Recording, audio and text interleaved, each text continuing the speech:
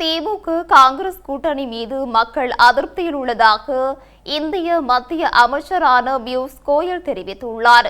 அதிமுக தலைமையிலான கூட்டணியில் பாஜக உள்ளிட்ட கட்சிகளுக்கான தொகுதி பங்கீடு இன்று இறுதி செய்யப்பட உள்ளது. இதற்காக இன்று சென்னை சென்றுள்ள தமிழக பாஜக தேர்தல் பொறுப்பாளர் பியூஷ் கோயலை விமான நிலையத்தில் மத்திய அமைச்சர் எல் முருகன், தமிழக பாஜக தலைவர் நயினார் நாகேந்திரன் ஆகியோர் வரவேற்றனர். இதன் பின்னர் ஊடகவியலாளர்களை சந்தித்த பியூஷ் கோயல் திமுக காங்கிரஸ் கூட்டணி மீது மக்கள் விரக்தி மற்றும் அதிருப்தியில் உள்ளதாக கூறியுள்ளார். இதனால் காங்கிரஸ் மற்றும் அதன் கூட்டணி கட்சிகள் ஒவ்வொரு மாநிலத்திலும் தோல்வியை சந்திக்கின்றன என்றும் தமிழகம் மாற்றத்திற்கு தயாராக உள்ளது என்றும் கூறியுள்ளார்.